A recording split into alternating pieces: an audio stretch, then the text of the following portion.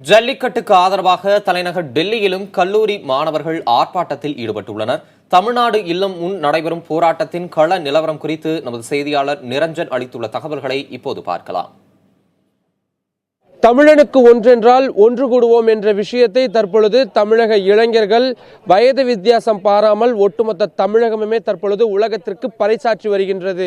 தமிழகத்தில் நடந்து வரும் அந்த போராட்டத்திற்கு நாங்களும் குரல் கொடுக்க இருக்கிறோம் என்று தற்பொழுது தலைநகர் டெல்லியில் இருக்கக்கூடிய கல்லூரி மாணவர்கள், பணிபுரிபவர்கள் என்று வயது வித்தியாசம் பாராமல் இங்கும் தற்பொழுது போராட்டங்கள் தொடங்கி இருக்கின்றது. தற்பொழுது தலைநகர் டெல்லியில் இருக்கக்கூடிய தமிழ்நாடு அதிகாரப்பூர்வ இல்லமாக இருக்கக்கூடிய அரசு இல்லத்தின் முன்புதான் தற்பொழுது இந்த ஆர்ப்பாட்டமானது நடைபெற்று வருகின்றது. இங்குதான் தற்பொழுது தமிழக முதல்வர் ஓ பன்னீர்செல்வம் தங்கி இருக்கின்றார். இன்னும் சற்று நேரத்தில் அவர் பிரதமர் நரேந்திர மோடியும் சந்திக்கவிருக்கின்றார். இந்த நேரத்தில் இவர்களது இந்த கோரிக்கையும் மிக முக்கியமானதாக பார்க்கப்படுகின்றது. என்ன காரணத்துக்காக இந்த ஆர்ப்பாட்டம் நடத்திட்டு இருக்கீங்க? தமிழகம் முழுவதும் ஒரு பரவலான குரல் இருக்கு. டெல்லி இருக்கக்கூடிய இளைஞர்கள், உங்களுடைய குரல் என்ன?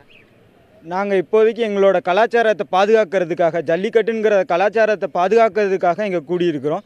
அதே போல் தனியார் அமைப்பான பீட்டாவை பேன் பண்ணணும் அப்படிங்கிறது எங்கள் ஒட்டுமொத்தமான குரலாக இங்கே இருக்குது. ஜல்லிக்கட்டுனா உங்களை பொறுத்த வரைக்கும் இந்த வீர விளையாட்டை நீங்கள் எப்படி பண்ணுறீங்க? ஜல்லிக்கட்டு வந்து எங்களோட கலாச்சாரம் மொதல் விஷயம். ரெண்டாவது விஷயம் என்னென்னா, இப்போ உதாரணத்துக்கு ஒரு கலாச்சாரத்தை வந்து எந்த ஒரு சட்டத்திட்டமும் வந்து தடுக்கக்கூடாது.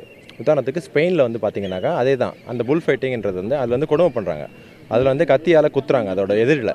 ஸோ அது குத்துனதுக்கு அப்புறமும் கூட அந்த நீதிமன்றத்தில் இவங்க இதே பீட்டா வந்து ஸ்பெயினில் போயிருக்கு. ஸோ அவங்க வந்து என்ன சொல்கிறாங்கன்னா, இது வந்து எங்களோட கலாச்சாரம் அப்படின்னு சொல்லிட்டு அந்த கேஸ் வந்து தள்ளுபடி பண்ணுறாங்க.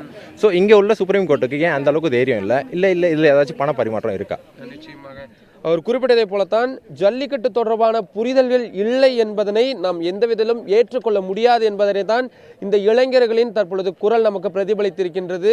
தமிழனாக பிறந்த ஒவ்வொருவருக்கும் தங்களது கலாச்சாரம், பண்பாடு உள்ளிட்ட விஷயங்கள் குறித்த ஆழமான பார்வை இருக்கிறது என்பதுதான் தற்பொழுது இந்த போராட்டங்கள் உலகம் முழுவதும் பறைசாற்றி வருகின்றது. இந்த விஷயத்தை தொடர்ந்து மத்திய அரசு என்ன மாதிரியான விஷயத்தில் கையாள போகின்றது? இன்றைய தினம் இந்த சந்திப்பிற்கு பின்னர் அந்த அவசர சட்டமோ அல்லது சட்ட திருத்தமோ கொண்டு வரப்படுமா? நீண்ட நாட்களாக கிட்டத்தட்ட 4 வருடங்களுக்கு மேலாக தற்பொழுது நீடித்து வரக்கூடிய இந்த போராட்டத்திற்கு விடையானது கிடைக்குமா என்பதனை நாம் பொறுத்திருந்தே தெரிந்து கொள்ள வேண்டும்.